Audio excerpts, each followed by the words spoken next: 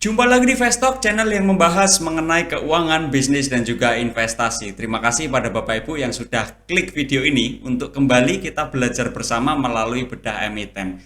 Di emiten yang akan kita bahas kali ini adalah salah satu perusahaan yang menyediakan jasa layanan energi baru terbarukan atau EBT, yaitu kodenya adalah KEEN. Atau mungkin dalam bahasa Indonesia kita bisa baca KEN ya Bapak Ibu ya.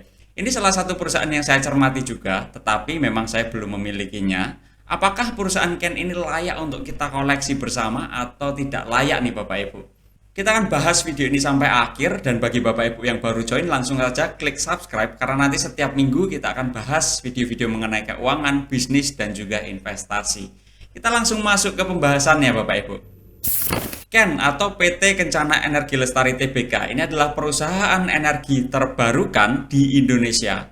KEN menyediakan energi terbarukan untuk keperluan industri dan juga rumah tangga melalui PLN. KEN mengoperasikan berbagai macam pembangkit listrik seperti PLTA atau pembangkit listrik tenaga air, lalu ada PLTM atau pembangkit listrik tenaga mini hydro, serta ada pembangkit listrik tenaga biomas atau PLTBM, dan ada pembangkit listrik tenaga surya atau PLTS. KEN ini didirikan pada 5 Mei 2008 dengan nama awal adalah PT Citra Alam Pratama, lalu KEN mulai IPO pada tanggal 2 September 2019.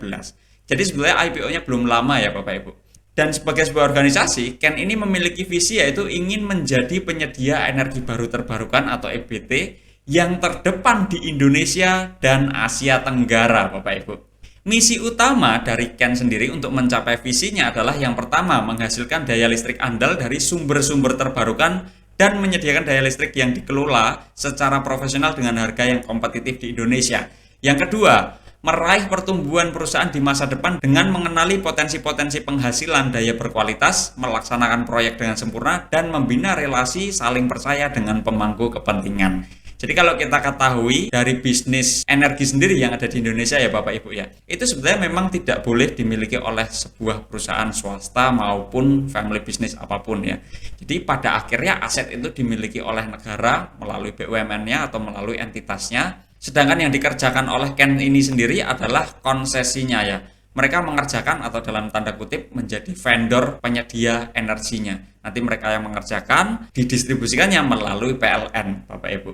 Dan aset-aset tentu dimiliki statusnya oleh PLN ya. Sedangkan aset yang dimiliki oleh KEN sendiri adalah aset kontrak konsesinya tersebut.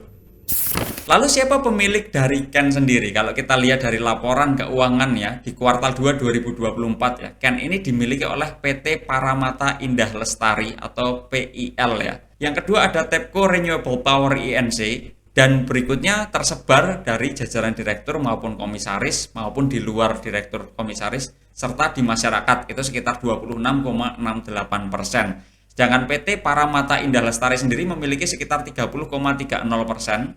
TEPCO sendiri memiliki sekitar 25%-an. Lalu Henry Magnawi secara langsung memiliki 11,02% dan yang lain sebagainya ya. Sedangkan PT Paramata Indah Lestari ini pada akhirnya ya itu dimiliki oleh Henry Magnawi dan juga keluarga. Jadi dengan kata lain, pemilik dan pengendali dari KEN sendiri adalah family dari Magnawi itu sendiri. Tambahan informasinya adalah saat ini putra dari Bapak Henry Magnawi yaitu Albert ini menjabat sebagai komisaris utama di KEN sendiri, dan Wilson ini menjabat sebagai direktur utama di KEN ini. Sedangkan TEPCO Renewable Power INC ini adalah anak perusahaan dari Tokyo Electric Power Company Holdings INC ya. Jadi dengan kata lain, keluarga dari Magnawi itu memiliki KEN, sebagian dimiliki oleh Tokyo Electric Power Company Holdings melalui TEPCO Renewable Power, dan sisanya tersebar ya di masyarakat serta ada jajaran dewan komisaris maupun direksi yang memilikinya. Sisi negatif yang kita lihat dari komponen kepemilikan ini ya Bapak Ibu ya. Jadi kalau kita lihat TEPCO sendiri memiliki kan 25%, sedangkan di masyarakat itu sekitar 26,68%. Kalau di total kan 51,68% ya Bapak Ibu ya. Sehingga ini bisa lebih dominan dibandingkan family-nya Magnawi sendiri. Ya memang kemungkinannya kecil ya, TEPCO membeli semua saham di masyarakat atau sebaliknya TEPCO menjual semua sahamnya ke masyarakat. Tapi kalau itu terjadi, ya otomatis dominasi dari keluarga Magnawi sendiri tentu bisa tergeser nih statusnya. Berikutnya dari struktur organisasi, ada komisaris utamanya adalah Bapak Albert Magnawi, sedangkan direktur utamanya adalah Bapak Wilson Magnawi. Jumlah komisarisnya itu ada 5 orang, direkturnya juga ada 5 orang ya. Dan tidak ada perubahan susunan Dewan Komisaris dan Dewan Direksi dari Desember 2023 ke Juni 2024. Bapak Ibu perlu cek satu persatu profil dari komisaris dan juga profil dari direkturnya ya, supaya mendapatkan gambaran yang solid. Berikutnya kita akan bahas dari profil Bapak Albert dan juga Bapak Wilson. Bapak Albert Maknawi, kita mulai dulu. Beliau ini adalah komisaris utama melalui keputusan tahun 2018.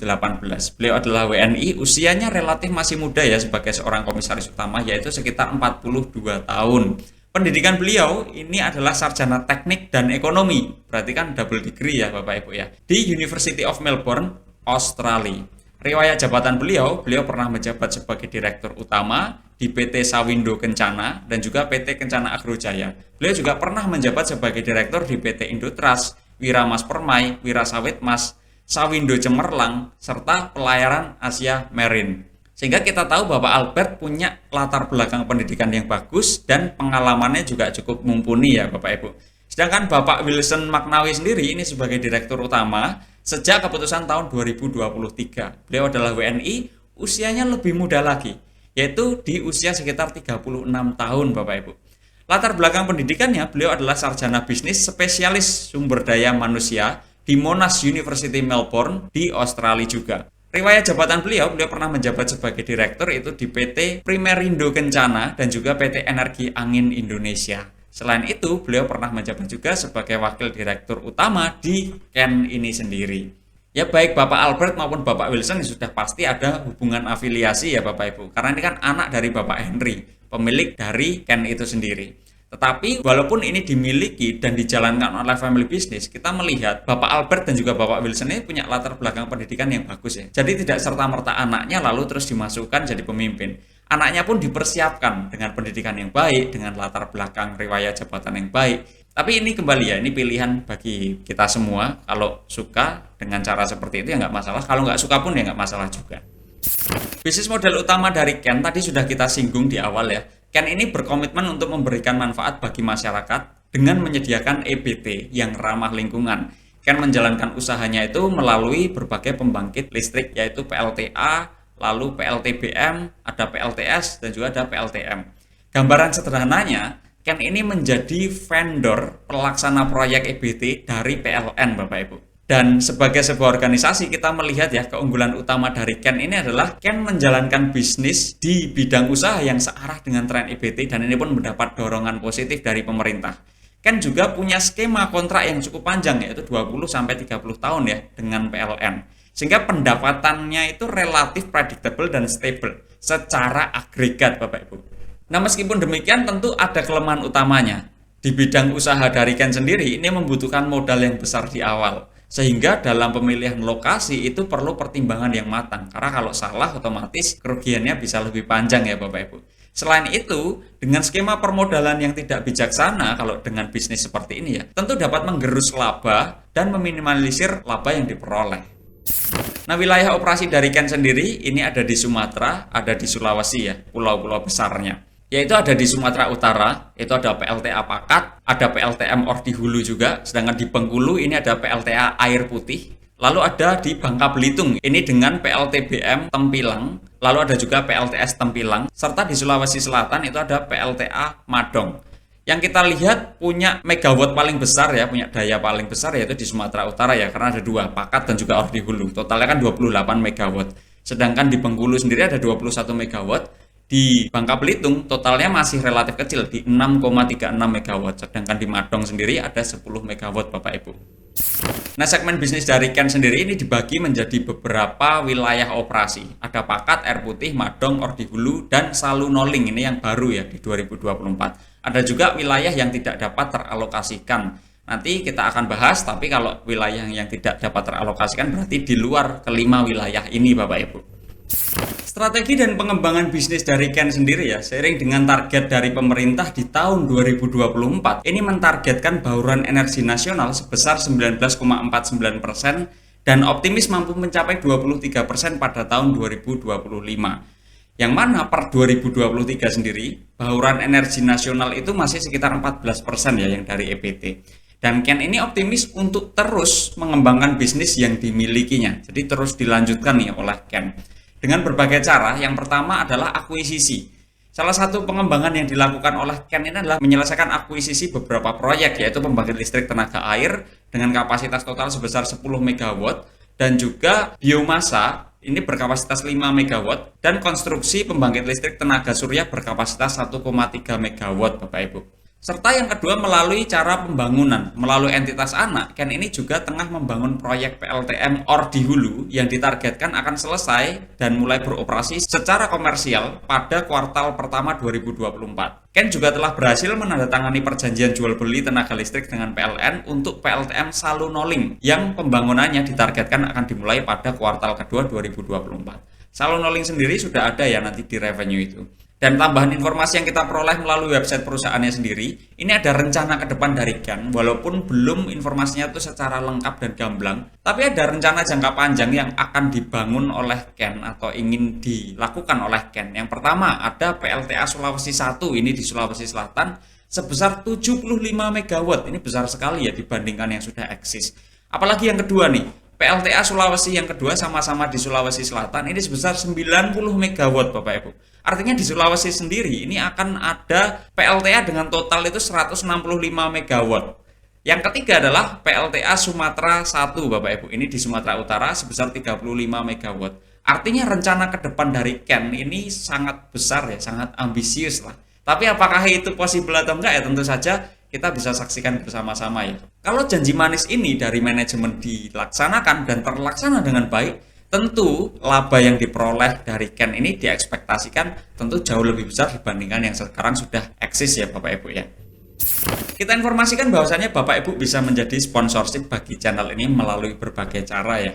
Cara yang pertama adalah melalui Vestok Supporter, cara yang kedua melalui Super Comment dan juga Super Thanks di video ini, dan juga yang ketiga melalui Vestok Shop. Nanti linknya akan kita cantumkan di bawah ya, di deskripsi. Dan Bapak Ibu yang belum punya akun investasi mau membuka akun, kita kebetulan bekerja sama dengan Mirai Asset. Link pendaftarannya Bapak Ibu juga bisa cek di deskripsi, nanti akan terhubung dengan Bapak Putra namanya. Kita masuk ke laporan keuangannya, kita bahas dulu dari sisi neracanya. Neraca dari tahun 2016 ke estimasi 2024. Tapi perlu diingat 2019 itu IPO ya, ada dana dari masyarakat itu masuk kan. Nah, per kuartal 2 2024, aset lancar itu hanya mendominasi 10% ya dari total asetnya. Sedangkan aset tidak lancar itu mendominasi sekitar 89,83% dari total asetnya. Aset lancar ini didominasi oleh piutang lain-lain yaitu sebesar 42,37% dan aset keuangan dari konsesi yang belum ditagih. Ini sekitar 18,83% Bapak Ibu. Pada aset tidak lancar ini didominasi oleh aset keuangan dari konsesi yang belum ditagih, yang mana ini tidak lancar di 95,75% dari total aset tidak lancarnya. Nah, aset keuangan dari konsesi perjanjian yang dimaksud itu adalah nilai kontrak yang dapat diperoleh oleh Ken atas jasa yang sudah diberikan Bapak Ibu. Dan aset tetap dari proyek yang ada, ini tadi juga sudah kita sampaikan, ini dimiliki oleh PLN ya. Yang dipegang oleh Ken itu sendiri yang menjadi asetnya adalah kontrak konsesinya, bukan asetnya Bapak Ibu. Asetnya ya tentu aset bisnis Ken sendiri dalam menjalankan proyek tersebut. Tetapi pembangkit listriknya itu statusnya punya PLN Bapak Ibu. Itu kalau yang kita cek seperti itu. Nah, kita lihat neraca dari sisi lainnya ya, dari ekuitas dan komponen utangnya. Utang jangka pendek ini kontribusinya sekitar 6,68% dari total aset. Lalu utang jangka panjang sekitar 37,25% dari total aset. Dan ekuitas itu sekitar 56,07% dari total aset.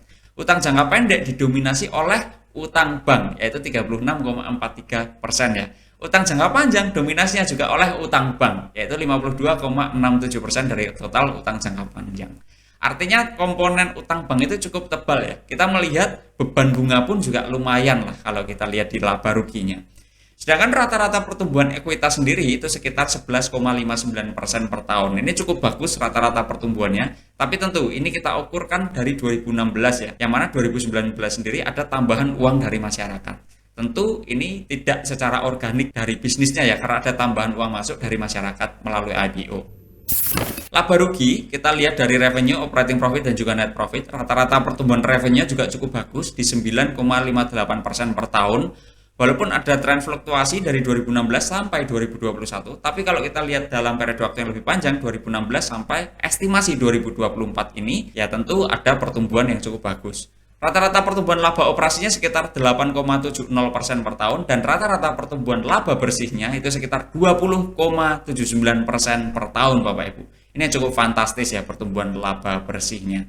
Nah, yang perlu diketahui adalah pendapatan atau penjualan tenaga listrik yang diakui oleh Ken ya, itu berdasarkan kilowatt hour ya, atau KWH yang dipasok kepada PLN dengan menggunakan formula tarif yang ditetapkan dengan perjanjian jual beli tenaga listrik atau PPA. Jadi udah ada tarifnya, Bapak Ibu bisa cek juga di laporan keuangannya, tarifnya itu berapa. Ya kalau kita melihat sebenarnya penetapan tarif dibandingkan harga listrik yang kita bayarkan, ya itu cukup adil lah, karena PLN juga perlu dapat margin dong, karena mereka yang mendistribusikan kan. Lalu kontribusi pendapatannya, kita lihat dari segmen bisnis yang mereka miliki, dan itu dibagi berdasarkan wilayah kan tadi. Kontribusi ini dihitung di luar adanya eliminasi ya Bapak Ibu ya. Kontributor utama dalam Ken ini memperoleh revenue itu adalah pada segmen air putih, yaitu 35% ya dari rata-rata revenue, dan pakat, itu 22,72% dari revenue-nya. Hal ini tentu saja wajar ya, karena air putih dan juga pakat itu kan wilayah yang paling lama berlangsungnya. 2016 sudah ada ya, 2019 itu baru Madong masuk. Dan 2024 Salunoling kontribusinya cukup bagus, tapi kan baru setahun ya. Itu pun kita 1 tahun kan, jadi baru 2 kuartal lah. Kalau kita perhatikan ya, walaupun kontribusinya seperti itu, masing-masing segmen itu sebenarnya punya fluktuasi yang cukup tinggi ya Bapak Ibu. Kita lihat air putih aja naik turunnya cukup signifikan tuh. Pakat juga sama, Madong juga sama, Ordi Hulu juga, Salunoling juga. Artinya setiap wilayah itu fluktuasinya tinggi Bapak Ibu. Supaya Ken ini menjaga pertumbuhannya otomatis dengan membuka wilayah baru. Pasti seperti itu. Yaitu dengan pembangunan baru atau dengan akuisisi itu tadi. Sedangkan kontribusi beban dan biaya, ini kalau kita lihat ya kontributor utamanya adalah beban langsung. Yang mana ini secara dominan untuk beban pokok proyek konsesi. Jadi beban langsung ini sekitar 45,50% dari total beban dan biaya. Sedangkan di dalam beban langsung itu kan ada beban pokok proyek konsesi, yaitu sekitar 68,91% dari total beban langsungnya. Nah, beban langsung ini bisa mencakup biaya seperti pembangunan fisik pembangkit listrik, biaya operasional, pemeliharaan, dan biaya lainnya yang terkait dengan pelaksanaan proyek tersebut. Sedangkan beban lain-lain ini juga punya kontribusi yang cukup besar, yaitu sekitar 29,56% dari total beban dan biaya. Dominasinya itu untuk beban bunga, ya sudah pasti ya, karena kan utang banknya tadi cukup signifikan ya Bapak Ibu. Nah, kita lihat kontribusi laba periode berjalannya, ini juga sama, fluktuasi tiap segmen itu sangat terasa Bapak Ibu. Dan kontributor utama Ken itu memperoleh laba periode berjalan atau laba bersihnya itu adalah masih sama di air putih dan juga pakat. Air putih sekitar 42,35%, sedangkan pakat itu sekitar 37,04% Bapak Ibu. Jadi kalau kita lihat di laba periode berjalan sebenarnya mirip-mirip seperti revenue-nya ya. Kalau labanya mau lebih besar dan bisa tumbuh secara konsisten ya otomatis harus menambah wilayah. Karena per wilayah kalau kita lihat fluktuasinya itu tinggi sekali Bapak Ibu. Naik turunnya itu terasa lah. Nah, kita lihat margin laba per segmennya. Margin laba periode berjalan milik air putih itu sekitar 35,69%. Cukup bagus ya Bapak Ibu ya. Sedangkan pada pakat itu sekitar 49,05%. Jadi margin labanya itu bagus lah kita lihat. Di dua segmen dengan kontribusi terbesar aja marginnya kan besar kan. Nah, margin laba periode berjalan tertinggi itu pada segmen Salunoling. Tapi kan ini masih baru ya Salunoling. Itu sebesar 63,65%. Jadi marginnya tuh besar sekali. Dan demikian juga dengan Madong, itu pun relatif masih baru ya Bapak Ibu ya. Tapi yang terbaru tetap masih di Salunoling Bapak Ibu. Kita masuk ke arus kasnya Bapak Ibu. Kita lihat arus kas operasi, arus kas investasi, dan juga arus kas pendanaannya ya. Pada arus kas operasi ini sangat berfluktuasi ya. Naik turunnya itu kelihatan sekali. Hal ini memberikan gambaran bahwasannya bisnis dari Ken ini masih belum stabil dalam penerimaan dan pengeluaran kas operasinya Bapak Ibu. Ken ini juga relatif rutin dalam berinvestasi walaupun dengan besaran nilai yang punya variasi sangat berbeda-beda setiap tahunnya. Dan Ken ini relatif rutin juga dalam membagikan dividen. Untuk besarannya berapa nanti kita bahas di sesi dividen. Nah, tambahan infonya, dividen yang diberikan itu rutin walaupun pendanaan dari pihak eksternal itu juga masih signifikan. Dengan kata lain gini, mereka punya utang bank tapi mereka juga membagikan dividen. Nah, ini apakah bagus atau tidak sangat kita kembalikan ke preferensi masing-masing ya. Kalau dalam sudut pandang saya, ketika ada potensi bisnis yang lebih bagus, ya kenapa harus dibagikan ke dividen? Tapi sebagian orang itu juga lebih suka tetap ada yang dibagikan dividen walaupun kecil ya. Jadi itu preferensi Bapak Ibu. Nah, dari sisi rasio profitabilitasnya ada operating profit margin, net profit margin, return on equity, dan juga return on asset. Rata-rata net profit margin ini sekitar 22,81% dengan tren perbaikan ya Bapak Ibu ya. Yang berwarna merah itu naik turun tapi trennya ada perbaikan. Sedangkan pada rata-rata return on equity ini sekitar 5,15%, tapi trennya juga tumbuh. Cuma rata-ratanya kecil ya. Artinya dengan kata lain, Ken itu punya margin laba yang cukup tebal, operasionalnya cukup efisien, karena kan bisnis mereka jasa, wajar ya. Tetapi pengembalian modalnya itu relatif kecil kalau kita lihat, masih rendah lah rata-ratanya. Di kondisi terakhir, estimasi 2024 ya, artinya kuartal 2 kita 1 tahun kan, return on equity ini sekitar 9,95%. Ini pun ya masih kategori moderat Bapak Ibu. Nah, ini yang kita lihat menjadi salah satu kelemahan juga dari Ken. Dari sisi rasio aktivitas, days in inventory-nya itu tidak ada karena Ken tidak punya persediaan. Days in receivable-nya itu sekitar 24 hari sampai 47 hari ya. Artinya piutang usaha ini bisa dikonversi menjadi kas dan juga setara kas sekitar 24 sampai 47 hari. Days in payable ini artinya Ken punya waktu sekitar 115 sampai 161 hari untuk membayar utang usahanya. Yang perlu diperhatikan adalah dari days in receivable dari waktu ke waktu. Kalau revenue tumbuh sekian persen, days in receivable-nya itu tumbuh sekian persen juga atau lebih besar. Kalau lebih besar itu menjadi sinyal bahaya ya Bapak Ibu ya. Karena berarti Ken ini tidak mampu menagih kepada konsumennya yaitu PLN ya. Atau kalau PLN ada masalah keuangan atau apapun itu, ya Ken otomatis kena. Karena kan ini vendor dari PLN kan. PLN adalah konsumennya. Jadi sangat tergantung ke situ. Dari sisi rasio likuiditas ada current ratio, quick ratio, dan juga cash ratio. Karena tidak ada persediaan sehingga quick ratio-nya sama dengan current ratio ya. Kita lihat per kuartal 2 2024, likuiditas dari Ken ini relatif bagus ya. Artinya risiko dari rasio likuiditas ini relatif moderat ke arah rendah Bapak Ibu. Sedangkan dari sisi solvabilitasnya ada operating profit dibagi dengan interest expenses dan juga ada debt equity ratio-nya. Manajemen terbukti mampu menjaga level utangnya itu pada tingkat yang agak tinggi. Dia nggak turun, nggak naik nih. Ya relatif turun dikit lah, tapi masih tinggi. Levelnya di situ-situ aja. Tetapi meskipun demikian ya, sejak 2019, manajemen Ken ini mampu memperbaiki kemampuan bayar beban bunga yang dimilikinya. Jadi kalau kita lihat kan operating profit bisa mengcover 1,7 kalinya dari interest expenses di 2019 ya. Jangan di kuartal 2 2024 itu sekitar 4,59. Artinya operating profit bisa mengcover 4 kalinya dari interest expenses yang dibayarkan. Sehingga posisi solvabilitasnya membaik nih dari waktu ke waktu, terutama dari 2019 ke 2024. Berikutnya dari sisi dividend yield ya Bapak Ibu ya. Sejak IPO Ken ini rutin dalam membagikan dividen. Kita lihat dividen itu dari dua indikator ya, dividen yield dan juga dividen yield aksen. Dividen yieldnya adalah tingkat dividen yang diperoleh kalau kita membeli sahamnya itu di harga penutupan tahun tersebut. Yang mana rata-ratanya sekitar 1,19% per tahun. Sedangkan dividen yield aksen ini adalah tingkat dividen yang diperoleh jika membeli saham di harga penutupan tahun 2019 ya. Rata-ratanya sekitar 1,27% per tahun. Tingkat dividennya cukup rendah ya Bapak Ibu, tapi cukup fair lah untuk perusahaan yang sedang growing. Dari sisi valuasi kita ukur dari discounted cash flow dan juga price brand.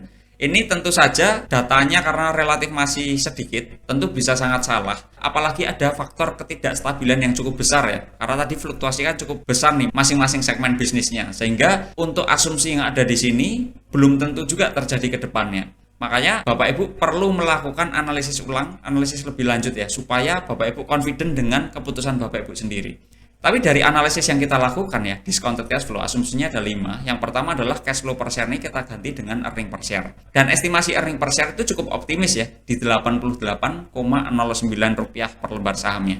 Discount rate-nya 18, growth rate-nya sekitar 9,58, ini cukup optimis juga. Dan terminal growth rate itu sekitar 3,50. Hasil valuasi dengan perhitungan discounted cash flow itu sekitar Rp788 per lembar sahamnya. Sedangkan kalau kita gunakan price brand dengan estimasi earning per share yang sama ya, cukup optimis di 88,09 dan rata-rata PE ratio sekitar 13,42, ini sudah kita adjust. kita sesuaikan data-data yang relevan. Sedangkan rata-rata PI rasio 13,42 itu relatif agak mahal kalau dalam sudut pandang kami.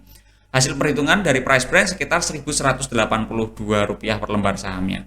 Kalau dari dua pendekatan kita ambil rata-ratanya atau nilai tengahnya, itu sekitar Rp985 per lembar sahamnya Bapak Ibu.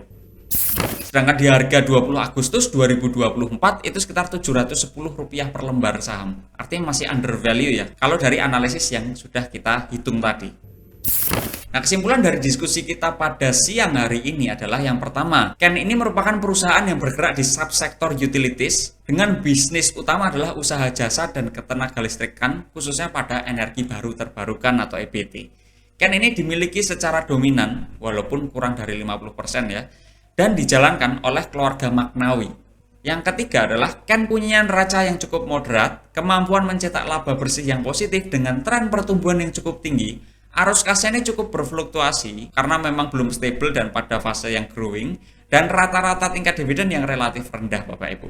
Di harga saat ini 710 ya, kami rasa Ken itu berada sedikit di bawah valuasi bisnisnya atau masih under value Bapak Ibu. Nah, itu tadi diskusi kita mengenai Ken. Menurut Bapak Ibu apakah layak untuk koleksi atau enggak? Coba drop di komen ya. Kalaupun Bapak Ibu merasa itu layak, tentu kita sampaikan Bapak Ibu perlu melakukan analisis ulang dan analisis lebih lanjut ya. Karena setiap tindakan investasi menanggung resiko. Jadi Bapak Ibu pastikan tahu betul apa yang dibeli dan tahu betul keputusan Bapak Ibu membeli maupun menjual. Kita tidak memberikan rekomendasi jual atau beli ya dengan analisis ini, karena kita di sini sama-sama belajar Bapak Ibu. Terima kasih Bapak Ibu sudah menonton sampai akhir. Nextnya kita bahas apa? Silahkan drop di komen. Dan sampai jumpa di video selanjutnya Bapak Ibu. Terima kasih dan selamat siang.